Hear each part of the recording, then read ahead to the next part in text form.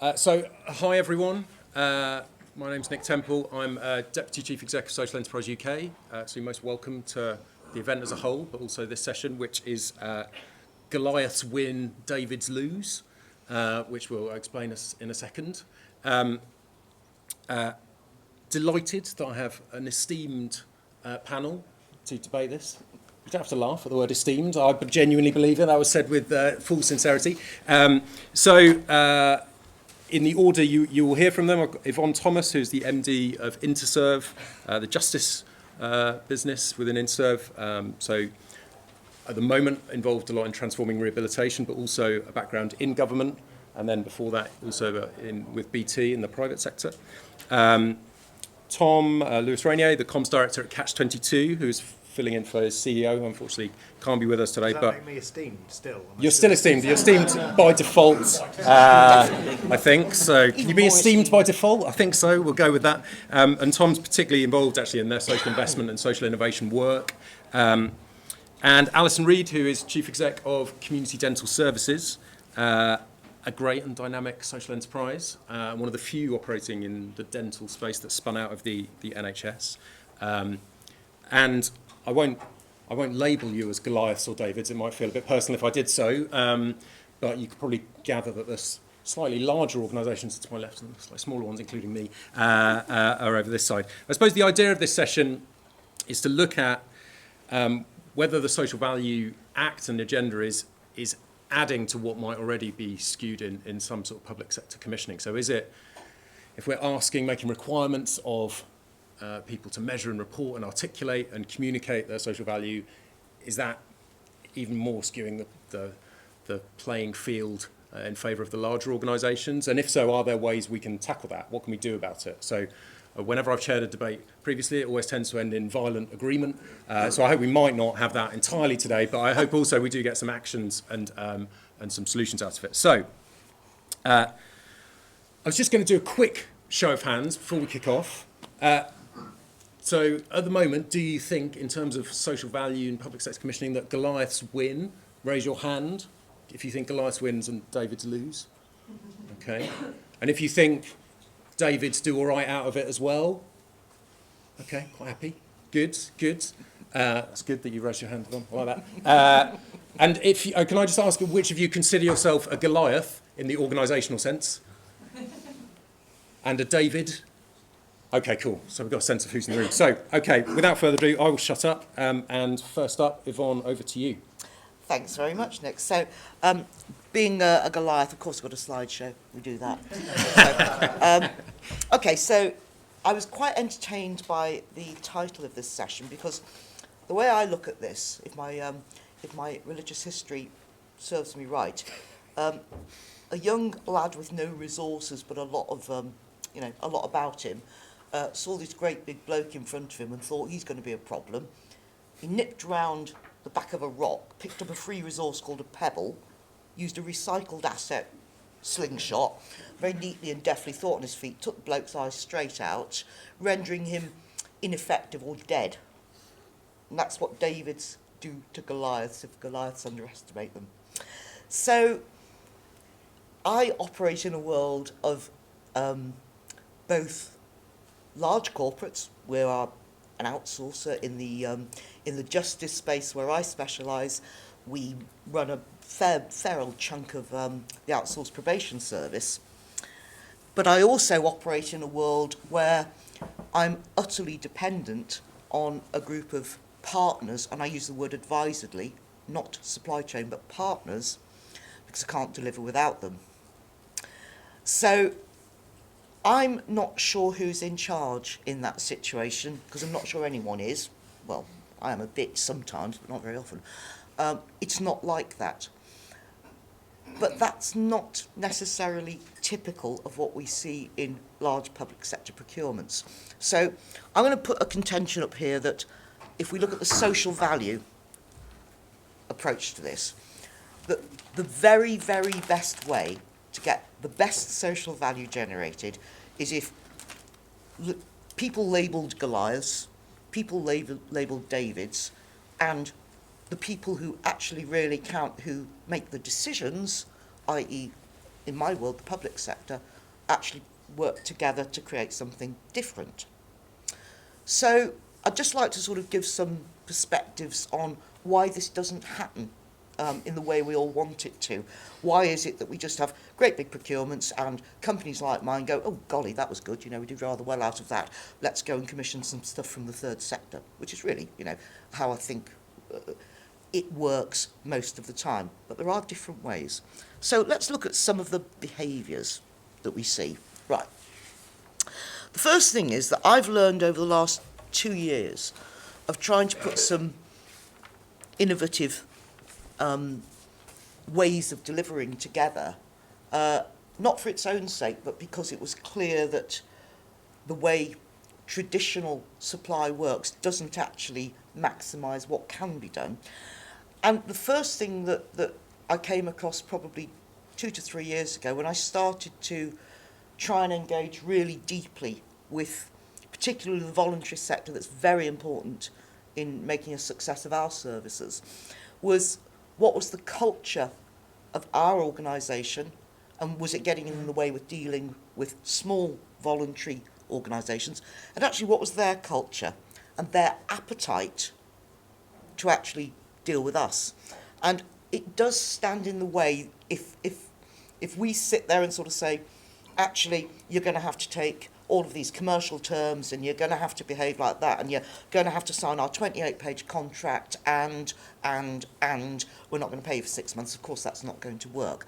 So Goliaths have to recalibrate their expectations if they want to try and leverage these social values. And we do that.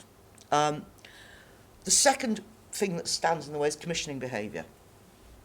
Adrian alluded to it for those of you who heard him speak this morning, that if you say, I want to buy something that's that shape, it's got that many people, it's going to do that, and by the way, it's going to do what we do now, but it's going to do it for 20% less, you are not going to get new models of delivery. So it's not as simple as saying to commissioners, give us more money. It's for us to try and work with commissioners to say, well, you can't cash the benefit of this service, but another part of the public sector can.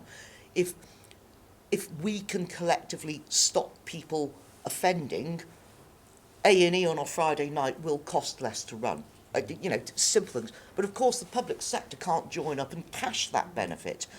Well, that needs to be addressed, and it now needs to be addressed as a matter of urgency. I have sat in rooms like this for 10 years, actually hearing that problem articulated and articulating it, and it doesn't seem to be moving. So if these types of events and organisations can help to move that, time well spent.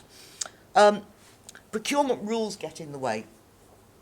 The Transforming Rehabilitation competition became famous or infamous for the fact that it was seen as an opportunity for larger third sector organisations, who are Goliaths in their own world, by the way, to actually prime major government outsourcing contracts. Of course, when it came to the end of it, their solutions were great, but they couldn't put up parent company guarantees, they couldn't meet the commercial terms, and that was a bit of an own goal all round, because that was just procurement rules.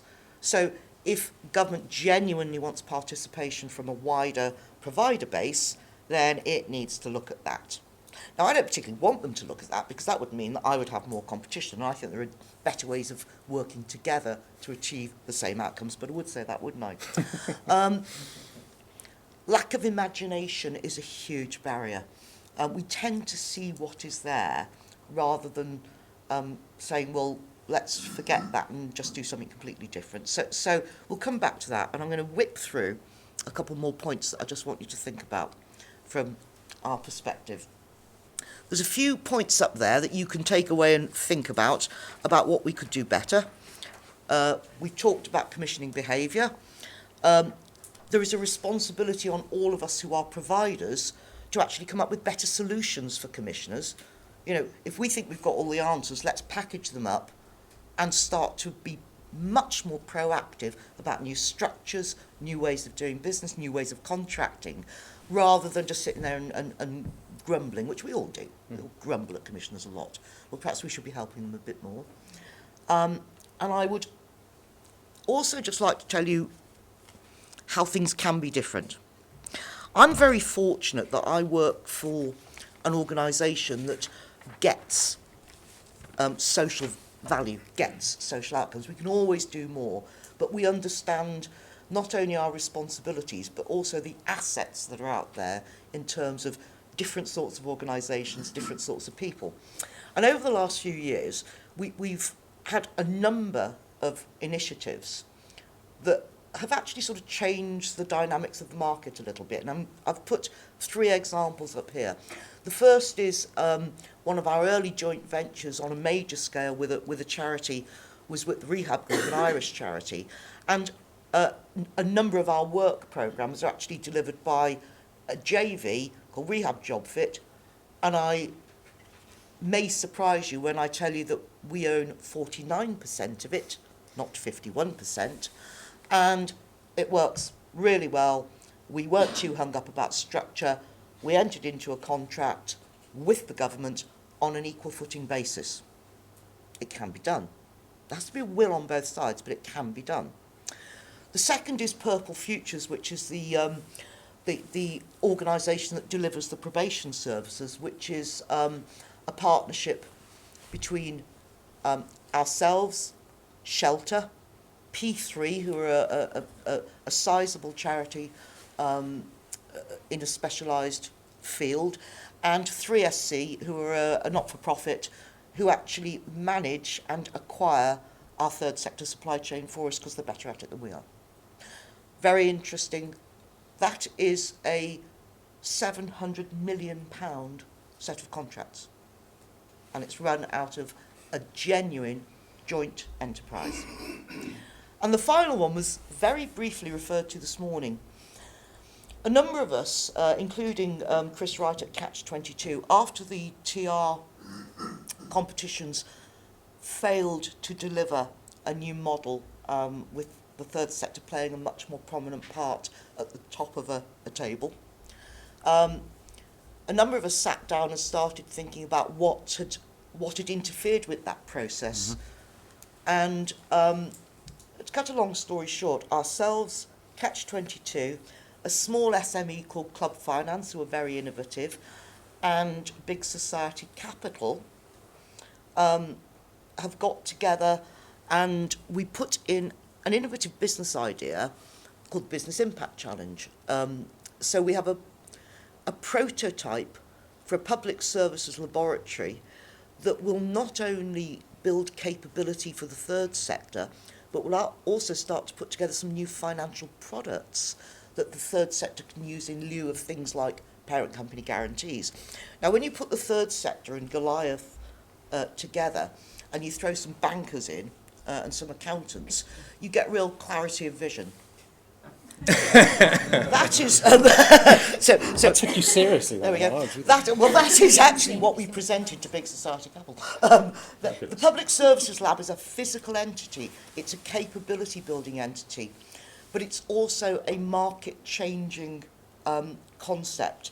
We are trying to get the right sign-offs from all the right people to actually get this running up live and real by the end of this year. We want it to look at buying community assets, helping communities to actually take control of their own destinies, helping build consortium that can genuinely bid for the TRs or NHS trusts or whatever, that involve the right people, not just the biggest people. So it's a real set of propositions. It's very, very exciting, and it couldn't happen unless you had a big player, an innovative player with great credibility in the sector, money, hence the bankers, and some clever SME thinking. And that's exactly what that is. So I would contend it doesn't matter whether it's David, it doesn't matter whether it's Goliath. I'd prefer not to end up with a pebble in my eye. I think that is the future. Okay. Great, thank you, Yvonne. I'm going to flick on. Tom. Right, yeah, so hello everyone. I thought, so I would sort of talk for 10 minutes on this title, David and Goliath, and large and small. And I think that the title in it, and I'll just say a little bit about Catch-22, and likewise talk about a few of the things that we've been doing that sort of address this large, small, what's happening within public services and how we're getting ready for it, and a bit about what our experience is of that. But I do think that coming out of all of the things that I've heard today is whether it's from large organisations or medium-sized ones or small ones, is that it's kind of like maybe the wrong question, kind of are you large or are you small, and therefore what can you achieve if you're large? Obviously, size brings certain obvious types of roles that you can play, and smallness brings certain types of fleet of footedness or whatever, and that kind of goes without saying and is important. But on reflecting on the title, I can't work out whether I feel large in this space or whether I kind of feel small, really. And I think that's because we don't really primarily think about what we're going to do as a function of how big we are.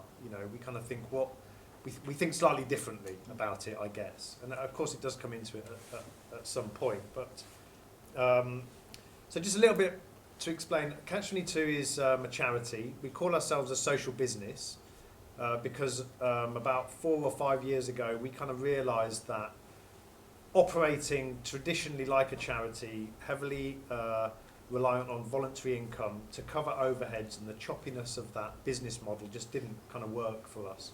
It didn't allow us to move into the new markets that we saw opening up, and it didn't allow us to, we thought, to be able to do the stuff that we thought we were really good at doing at scale. And so we started, so we didn't change our organisation in terms of how it's registered, but we started to think about ourselves in terms of being a social business. And a lot of the things that Yvonne's put up there, I think, innovative thinking, being able to have conversations with commissioners to try and open up the way that things are always traditionally done.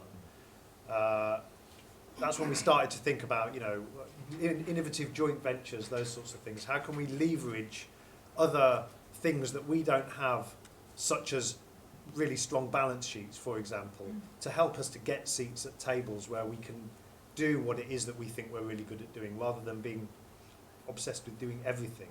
That's when we started thinking about these sorts of things. So, kind of having said that, we've got £60 million of income. Our services are across the country. They're principally local authority commission services, although there's a lot of changing of the way that those are commissioned that we see coming into play over the last year or so. Things like social investment contributing to how that change happens. 4 different operational directorates that we have chosen to address the markets that we think are opening up. So justice, employment services, education and family support are the 4 areas that we work across.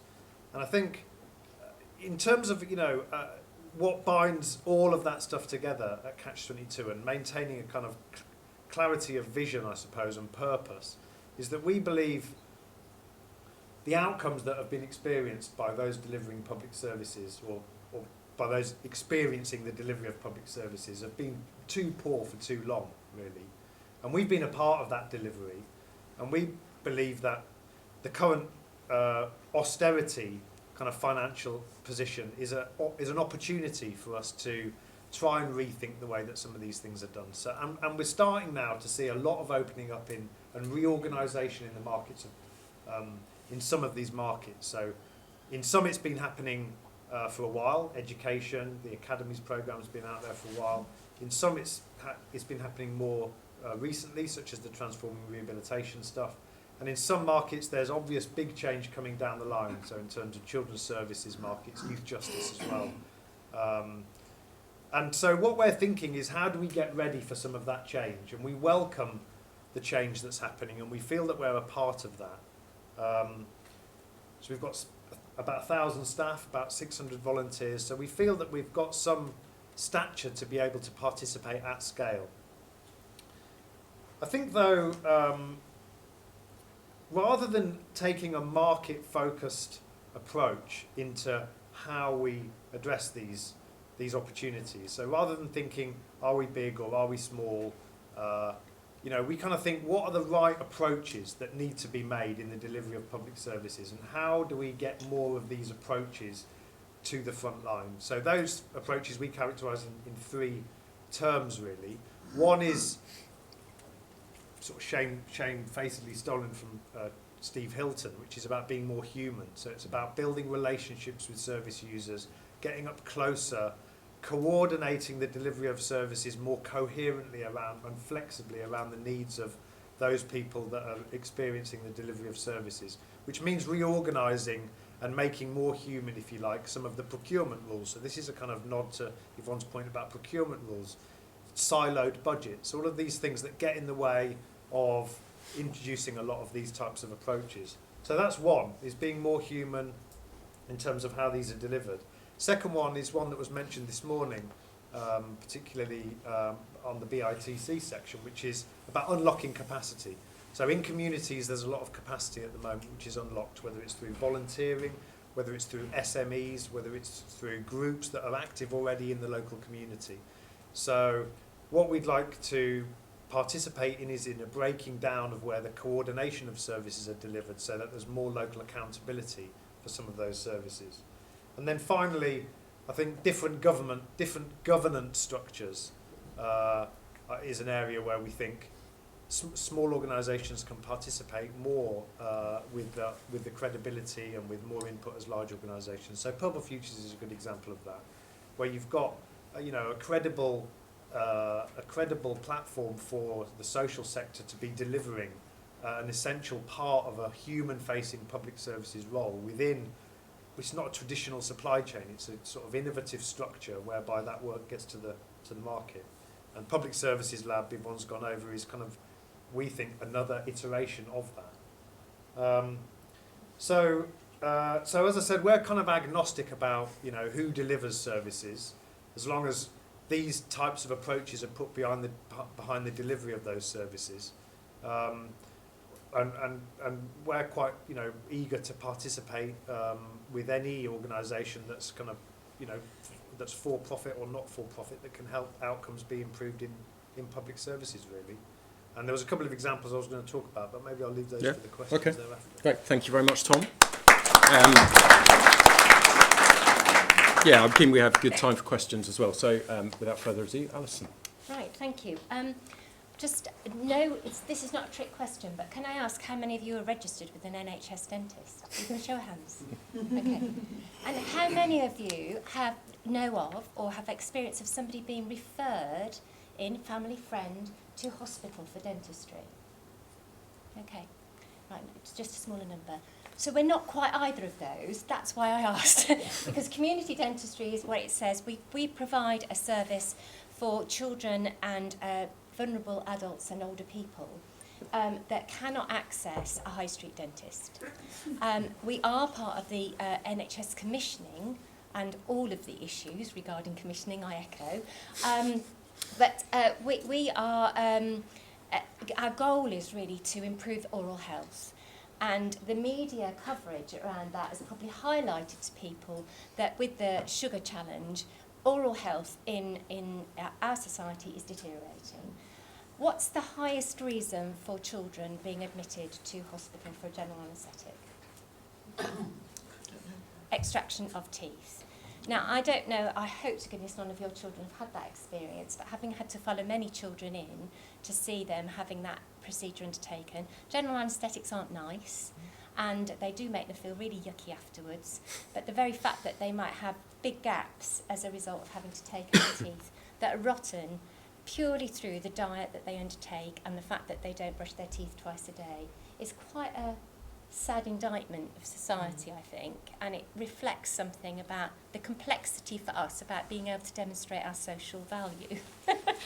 So what I'll aim to do is just give you a little bit of context about what we do, and then some of the challenges we've had in trying to evidence our social value, which were partly due to how we started out. So we were, as Nick referred to, a spin-out out of the NHS, so that meant that it was a dental department doing passionately caring about the care and support it delivers to people in its clinics. and out in the community, in people's own homes, and where people are under in environments such as secure mental health or in prisons, we take our service into those facilities. We work in Bedfordshire and in Suffolk, and then we've got a slightly extended portfolio in Oxfordshire and Leicestershire, delivering oral health promotion and screening children to find out what their dental health is like, which gives us a very good picture of the fact it's getting worse. And it's getting worse in those in the lower socioeconomic groups, and it's a challenge with the debates within local authorities about the investment into fluoridation, which I'm not going to go into. But obviously, the whole context of trying to protect children and give them the best start in life starts with health and well-being, and oral health tends to get siloed. So without being sizist, I think we're big in dental world, tiny, absolutely minuscule in anything to do with health and social care. And yet we have a significant impact on identifying early need, because you tend to go to your dentist whether you're feeling well or not. We can find out things about you before you even know that something's wrong with you. We can detect things through the engagement that we have with people that will highlight other issues that we can support them in being referred to support agencies for help. And that could be around health and well-being, or sadly with some of the very vulnerable groups where there are safeguarding issues. So we've got a very big role in those sorts of environments. Our challenges that were small, and we were beautifully formed, but we didn't really have the capacity to think about how we could demonstrate social value in that socio-economic and environmental measure. That hard evidence base was something that they didn't think about at the time they spun out. Everything else was rather messy and busy, and setting up a business from scratch was quite tough enough. And making sure that we'd got the right database to prove that we were treating the patients that we meant to treat and that we were getting the outcomes that were important for them was our priority. And then somebody asked us 2 years down the line, well, what's the social impact of your business? And we had these amazing stories, but we didn't have quantitative, demonstrable evidence. I like the way you did that. It's good. Yeah. And so then I began to think, well, we better get some. We better be able to demonstrate, because we're really important. And this is something I don't want to lose, is the message about how a passionate group of people who care so deeply about what they do, that they'll do an awful lot of things that are commissioned and an awful lot that aren't. So we provide services in the evenings and weekends through our mobile service to support the homeless shelters. Our staff work abroad to give free dental services. We're working with some of the refugees and asylum seekers because we care about the fact that they don't have access to dentistry. That might sound weird, but because of the lifestyles of some people and the fact that they move, they sometimes can't get access into the system to be able to have the treatment that they need. So we're there to try and mop that up. It's also a bit of a vagary of the system that if you don't have a registered address, you are not eligible to free NHS care. So we have a bad debt that I effectively measure as social value, which is those that can't pay for their services. So we have I'm only laughing. That's not a key message to take away. No. Bad debt equals social value. No, I like it though. It's good. I can see people tweeting. Yeah, that's fine. But that's a really good point, because then I think the challenge for us is what do you term it? How do you capture it? How do you translate it? Is everything that's in there translatable into evidence? And that needs time and resources, and that's the one challenge we have. So then when it comes to the larger commissioning modelling that's going on at the moment, I suppose our challenge has been to think about how do we demonstrate that we're the right person for a partner. And I think because of the unique skill set we've got and the fact that we're very specialised, we've got a long experience in dealing with these people in a very committed manner, that's almost a given that we're the right people. But of course we only go in with the prime vendor that's maybe considered the best in class, but then they may not get the contract. And then what happens to our little bit of service where people have really got good relationships, connections are being made well, we get thrown out because we're not the partner of the one that won the contract. So there's some real disconnects for me about what makes for really good service offer when you may be selected to be part of that prime vendor bubble, or you may not. And it's all in the lap of the gods.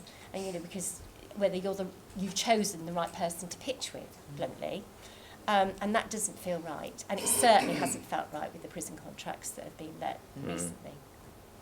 And I thought I'd keep a theme. No, that's good. But the other side of it is I think there's an opportunity to think about how we can convert our stories, how we convert the real anecdotal evidence that we get that is really powerful, because it's the changes that people describe in their lives. We have 80% plus of the people that go into our community oral health programmes saying they've changed the way they do things. And I, as Nick will vouch, will always try and give a public health message at this point, and probably not a great one, but please spit, don't rinse, because it keeps the toothpaste in your mouth, and the fluoride in it is what will help keep your teeth healthy. That apparently is a completely different message to the one that most people can recall, but that's the one to take away with you. You can today. take away that one. That's fine. That's all right. Yeah. That's the same takeaway. That's okay. But the other one, I think, is the fact that just trying to encourage, we hear a lot about choice, and we hear an awful lot about enabling people free choice. A lot of you will be in caring environments where you want to encourage choice, and diet is part of encouraging choice. We would say encourage sugary choices around meal times, please, because it does have a massive impact on the oral health of people.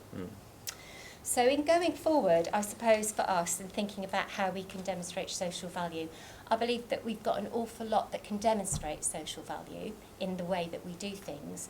The biggest challenge for us is what are the social value indicators that will make sense and be able to convert into something that almost is hard cashable for the commissioner. In using some of the tools that we've used, we can do that, but there's always the confounding factors for us that do impact, because it's not only the dental service that's delivered that will result in a reduction in the number of general anaesthetics that a child is exposed to. It's about the social construct and the environment that they're in. There's the support around children's centres. It's the education in the schools. So it's a very multifaceted remit. We try to reach out as much as we can. We aren't big enough to do that on our own. We think it's important that we carry everybody with us, which is always a great opportunity. So sorry for taking it. That's my story. Great. Thank you very much, Alison. So I think you've heard, some opportunities, some interesting new models that are coming forward. How do Goliaths and Davids work better together in different configurations? And there's a bit of a challenge from everyone to the commissioners. Commissioners in the room are looking. But equally about helping them to get there. And how do we package that or work in a different way that makes it easier for them? And also about this thing about evidencing and that being used, again, the split across departments and so on and so on. So lots to tackle. I have lots of questions, but I'm assuming that we should use the remaining time for your questions. So if anyone has got one, yeah, go start with you. My name is Yusaba. I'm from a company called Femora, and we're a small deaf-led social enterprise. We've been running for about 7 years. Alison, your information there was very informative, and you were saying that dental health is important for health and well-being for the community, and that's sort of given me something to think about. You were saying about people living in the lower incomes, not having the opportunity to access dentists, etc. And you obviously haven't got the capacity to do what you want to do and make the achievements. But is it a lot more difficult to get in partnerships? Have you found that difficult to get in partnerships with other organisations who kind of have the similar ethos as you? Because I know you can only offer a certain amount of dentistry for a certain amount of time, and can you not get funding or something from other businesses, so you can really set that project up? Good. Thank you. Excellent, thank you. 2 points there. One is, you're quite right, I think what we're required to do is to meet the highest needs. So some of that will be that we will support people with very complex learning needs or with very high dental phobia, severe dental phobia, and we'll provide that service on a continual basis. But there is episodic care, which is for those that we can support through providing a more specialist element of dentistry, get them what we call dentally fit, and then they're discharged back to their high street dentist. The challenge, is there enough money to do all the things we'd like to do? No. But what we are recognising is that as a business that can trade as well as provide what we're commissioned to do, is that we can potentially grow our business. Our difficulty is then to make sure we get the right person that understands the social ethos of how we're established, works with the same value base, but has a commercial edge to help us make sure our trading element is offering the same level of choice for the clients we wish to serve, rather than trying to compete with a high street dental provider. Do we get to know everybody that's in that space that we could partner with? No. I think the challenge is that we try to network and we try to engage with as many people as possible, but often it's about that serendipitous opportunity coming where we just happen to meet somebody that make connection with.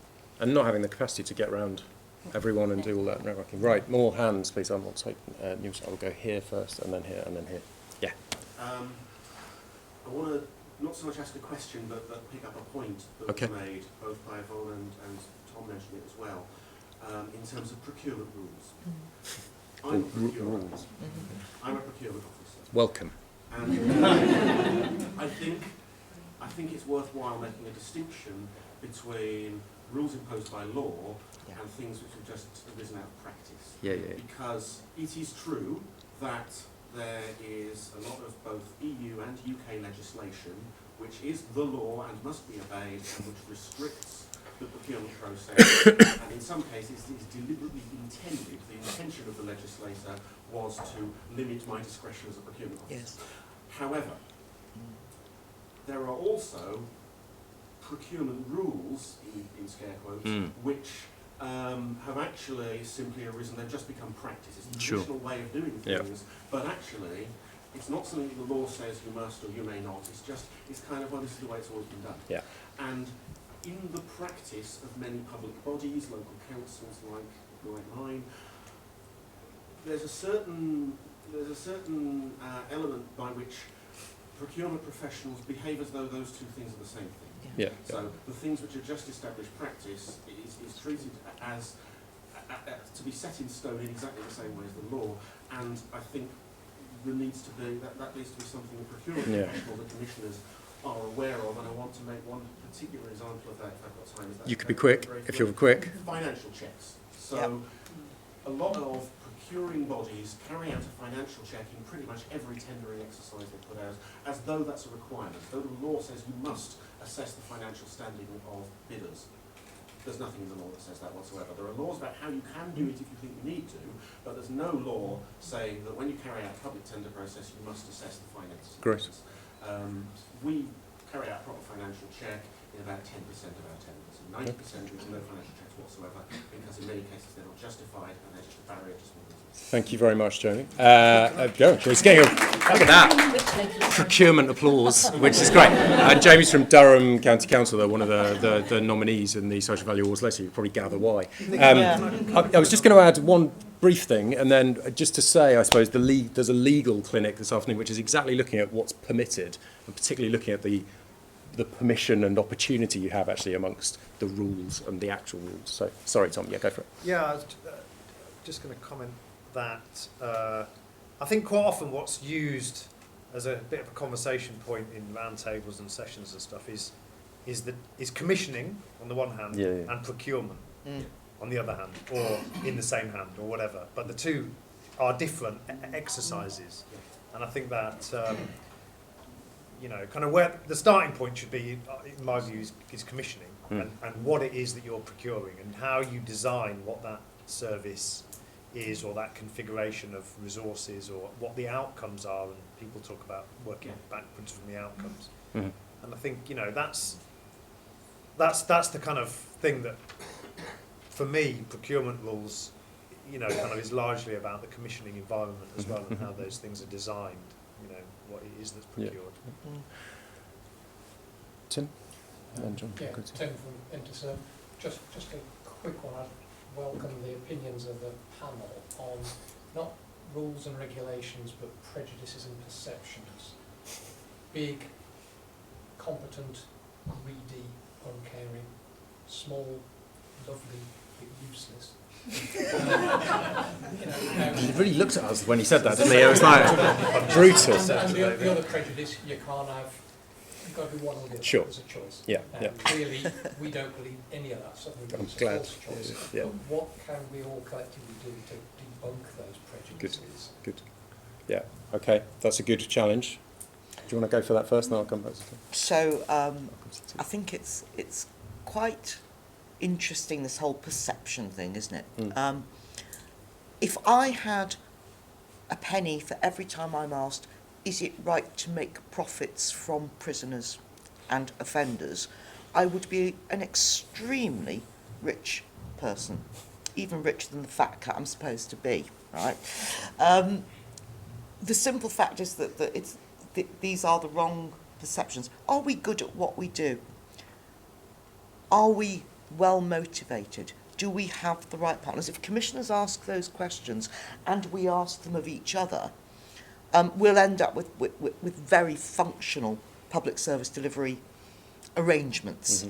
I have found some perfect, very small voluntary sector organisations, I mean, like with 3 or 4 people in them, and 2 of those will be volunteers, who deliver a quality of service I can only dream of at a cost that's fantastic.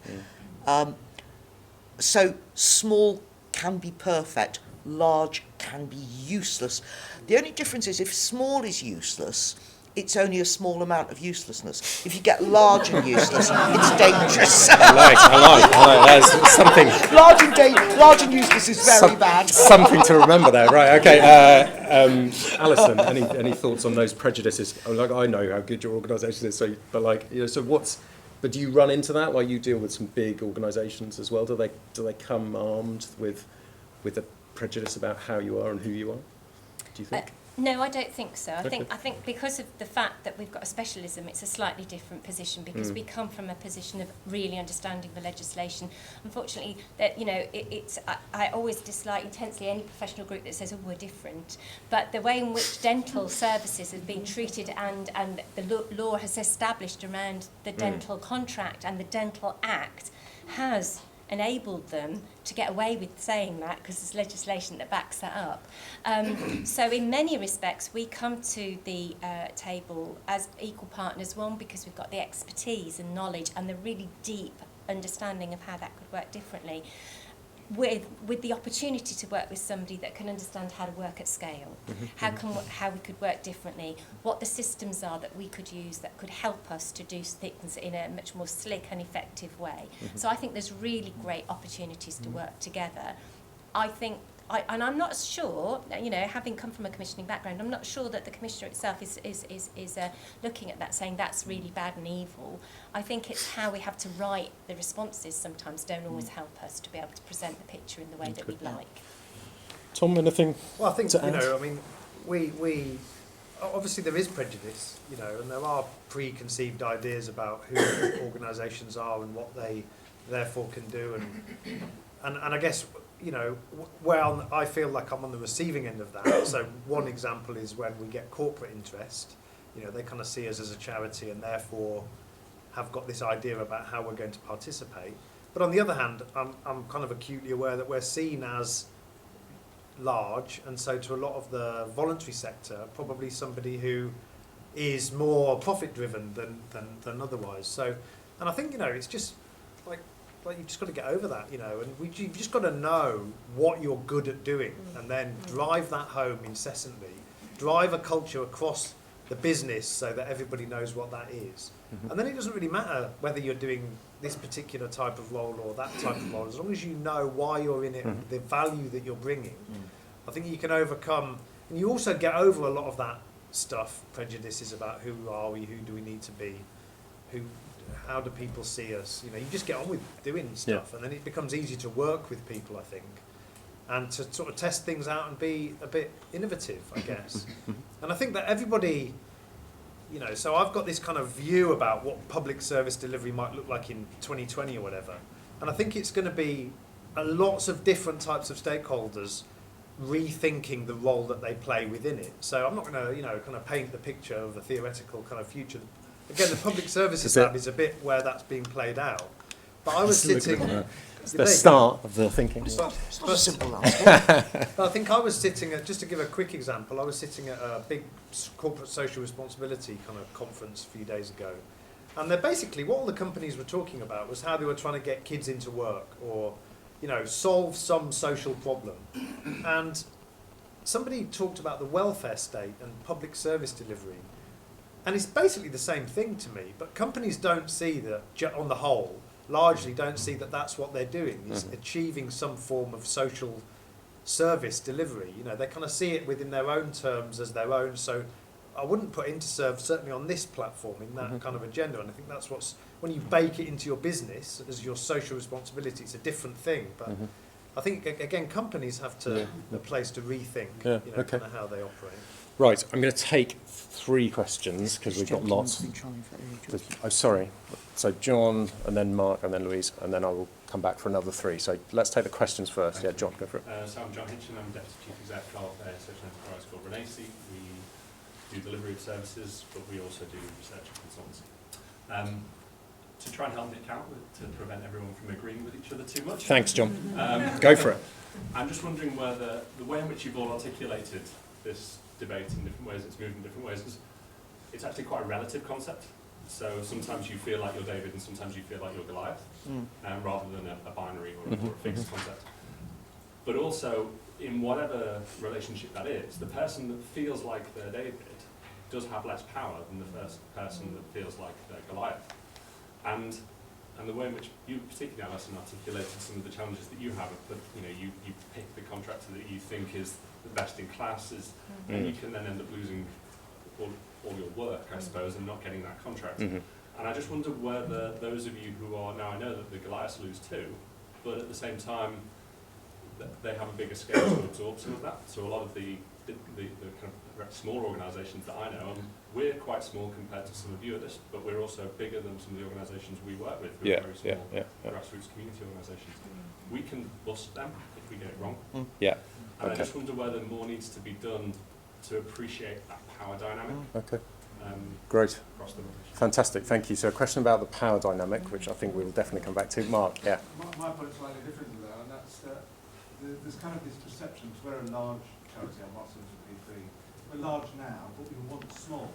And so there has to be, and within our group, we think we've managed to retain our values and what we set out to do. So there has to be an understanding, I think, from the wider sector that just because you actually do achieve your aims and become a larger provider, which is what everyone in this room is aspiring to do, I think, you know, to deliver on your social mission, doesn't mean somehow you've sold yourself out along the way and we're going to stitch everyone else up. Because one of the things that we do as an organisation, when we're building a supply chain to deliver, is we do things like we offer a parent company guarantee to the third sector providers, to all third sector providers, and we deal with all the management infrastructures as smaller third sector providers. So you kind of have to live your values, and I think that's definitely been a lesson for us. There are lots of things we can learn from people like Yvonne and their business, but we must never stop remembering where we came from, because we were all once small, raising all these questions, saying how do we get big? When we get there, we don't sell ourselves down the river. great, thank you, Mark. It's an excellent point. Louise. So I have a question around, Louise is from the Cabinet Office, look at the role of kind of voluntary sector in social enterprise and public services. And I'm really interested in this, all the conversation, but in particular this idea of kind of winners and losers. And I think there's a perception among kind of charities and potentially some like social enterprises that they have lost if they aren't the ones who sign the contract. So their role in, you know, so contracts should be smaller, we should be able to kind of bid at the top table and all that kind of thing, which there's valid reasons why that position is made. But I just wonder, is that actually success? Do you have to be at the top tip, like signing the contract to be the winner? And if it isn't, then how commissioners can incentivise good supply chain management or, more interestingly, partnerships when they're doing the Great. So there's the power dynamic, which is not unconnected to the other 2 points, obviously, and very connected to that question about contracting and how you might cascade stuff down as well. Any reflection? Who wants to go first? It's a Yvonne, really and then I'll interesting come to question it. because it's always easy to say, you know, we can all work in partnership and it will all be lovely and cosy, but to have the vision and the ability to deliver that vision in the way that it was conceived tends to be the responsibility and privilege of the organisation that signs the contract, actually. So I think there is a point around this that if you don't get to sign the contract, even if you're quite a big part of the delivery, it is different. Now, with that privilege comes some massive responsibilities and liabilities. Fine, let's just accept that. But I think some of the things that both we and some other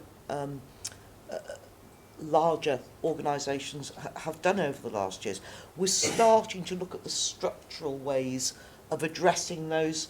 They're not inequities of reward, they're actually, it's how do you get the best vision and then the best forum to implement against it with truly equal voices. Now at the moment I would say we're probably a little more equal than the others in our partnerships, to be honest. But it's you have to have very strong partners who are very loud. And given that we've got Catch and P3, you can see the issues that we have. But that actually helps us. The dynamics of that have to be very, very robust in order for it to work. So I think there's a certain amount you can do with structure.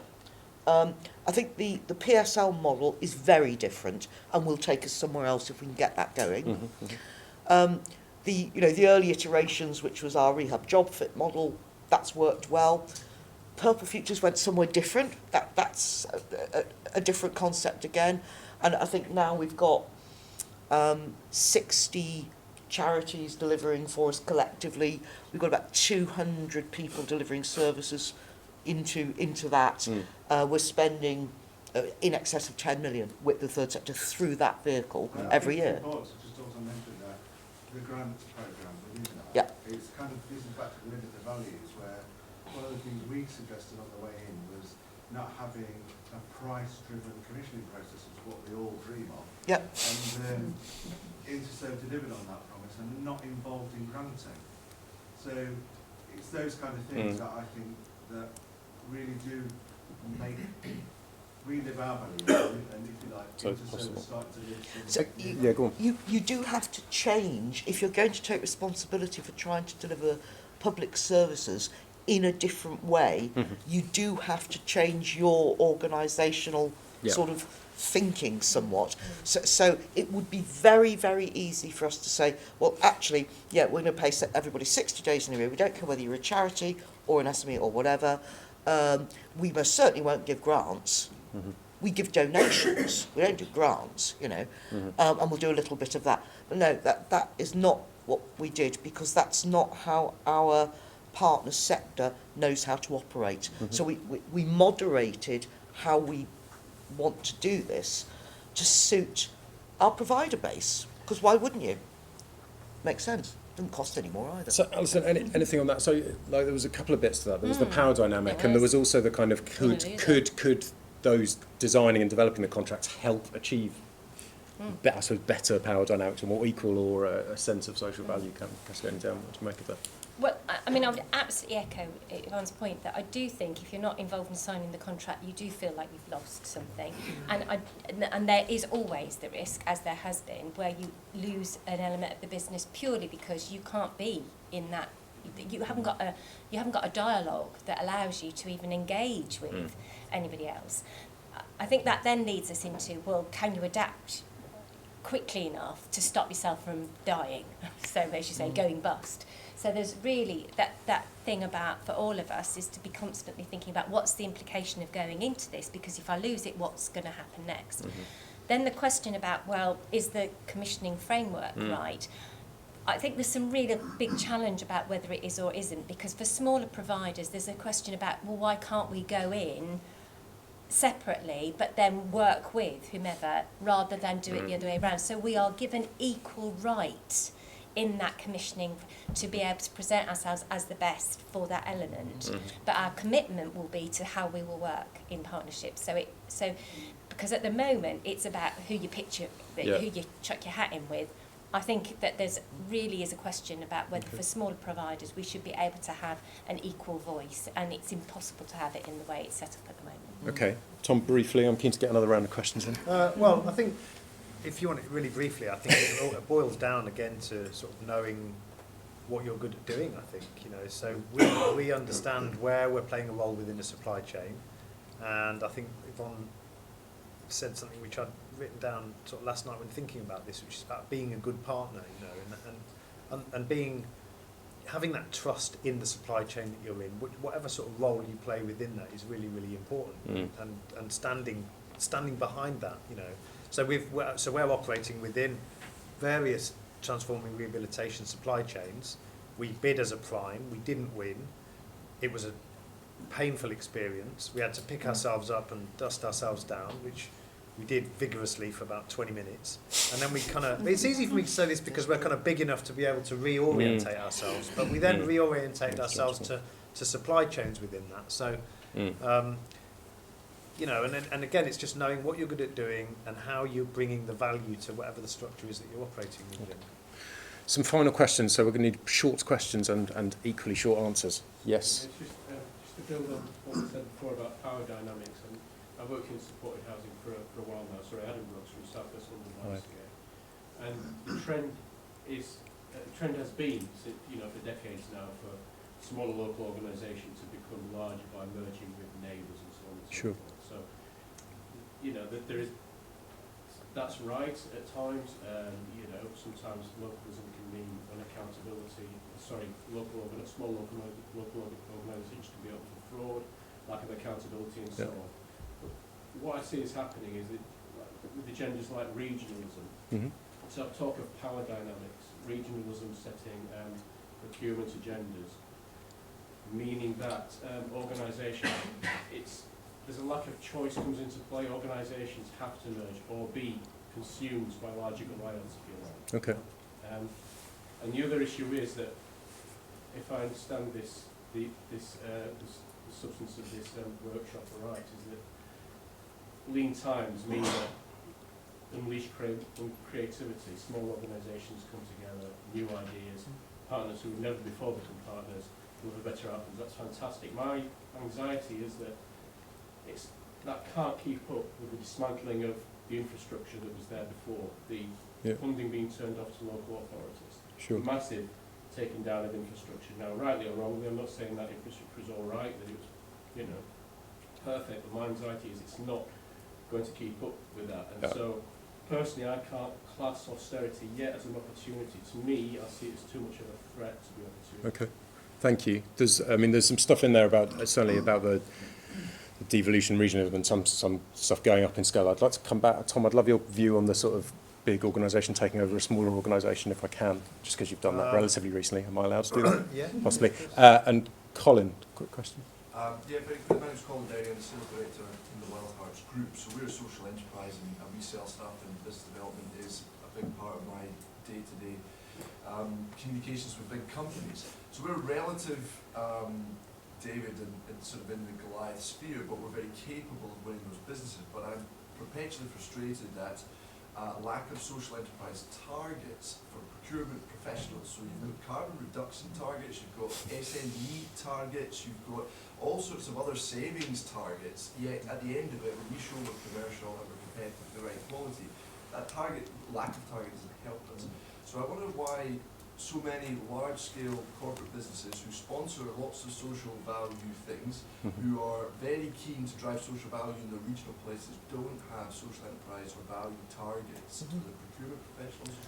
Some comments on that. Thanks, Colin. And I didn't plant that question. So there's something about, there was a question I think about big and small and the changing environment. I take what the views on austerity. That'd be interesting, and also that kind of actually it's not just about the commissioning and the the contracts that are going out. It's about your core business. So briefly, if you can, who wants to start? I don't mind. Tom, do you want to start?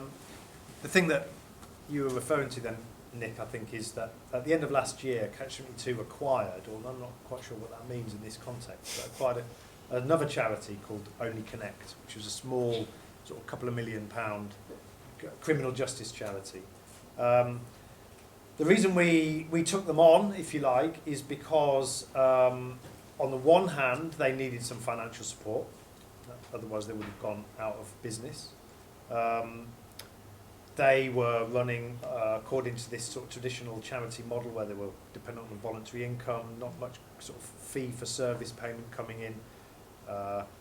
On the other hand, had some fantastic service delivery, had some good service footprints in areas that we wanted to be in, had some great networks in terms of government in particular, and some really, really strong ideas that kind of tallied a lot with ours. And so we brought them in, but we haven't absorbed them as such. They've retained their own identity, they've retained their own board of trustees, their sort of senior management, we've sorted out some of the financial stuff. But the important thing is that we've brought our own platform to bear for them, really, to exploit what they're really good at so that they can potentially grow within what we're offering. So it's our finances and HR, all of that infrastructure, our relationships that we've got as well. And the idea being that the combination of the two can lead to stronger results, really, and that we wouldn't have been able to do that if we'd have just brought them in and absorbed them all across the... I primed it just because I think it's hugely important, and within our sector I think there's still, we could do a lot more between the bigger and smaller, and I think it's a really interesting model and approach. Alison, any thoughts on either of the two things you have? Well, I think on the question about whether you work with other partners, I mean, we're very keen that if community dental services in other areas are being put out to tender, that we work with them. And we may work with them directly, or we may work with them in terms of sharing our experience and making sure that if they want to go on their own, that they're in the best position to do so. But obviously we would also offer to be a lead partner, but we want to do that under a shared leadership model so that they still have responsibility and accountability for delivering the service because they know their local needs best. I don't know if that quite answers your question, but I think there are some efficiencies at that as you go to scale, which we're not really fully realising yet. The other question about, well, do you have social value as part of what you think is important for yourself? I think we've got lots of things that we do that we would say demonstrate that social value, but we've found real difficulty in finding how to measure it most effectively. Okay. And without piling on yet another toolkit or yet another data set on top of what is very much quite an onerous reporting mechanism anyway, because of what we have to do. Okay, thank you. Final thoughts? Yeah, final point. I think the measuring the social value thing, I think it's a really good challenge that not only should we be looking for commissioners to ask us to demonstrate more social value, but we should, as large companies who buy a lot of things, obviously we have a good position that we can start to ask our supply chain to demonstrate social value and flow the whole thing up. And I think we do that in Interserve. We can do a lot more. So, for example, we're starting to ask our providers in justice, how many offenders are you going to employ? Yeah, it's just simple stuff, but it makes a difference when you really sort of when you really expand it. But I think that the whole sort of generating social value and making communities better places, large companies who step up to their responsibilities, as we try to. You have to remember, I've got 50,000 colleagues in the UK, and they don't live in Interserve. They live in Bolton and Newham, and they are the community. So we're not this big amorphous thing. We've got colleagues who willingly give up their time to volunteer for organisations in this room. We are part of the fabric. I think that leveraging your point, we need to constantly test ourselves and ask ourselves, are we doing everything that we can to use that privileged position and use that scale to flow that value into the communities that we exist to serve? So a great question, and one that I know Tim will take away and reflect on. Wow! And on that bombshell. question. Look, thank you very much. Like I anticipated that we wouldn't necessarily crack this in an hour. What I have learned is that I phrased the question entirely wrong. But if I'd said Goliaths and Davids probably get on and could find new ways to work together, it wouldn't have been nearly so enticing for you. So, look, can you join me in thanking Tom, Yvonne and Alison for their contributions? And I think there's a number of the other sessions that pick up aspects of what we've discussed, so do kind of delve deeper into those this afternoon. Lunch is back where you had coffee and exhibitions, so thank you very much indeed. Thank you. Good, thank you.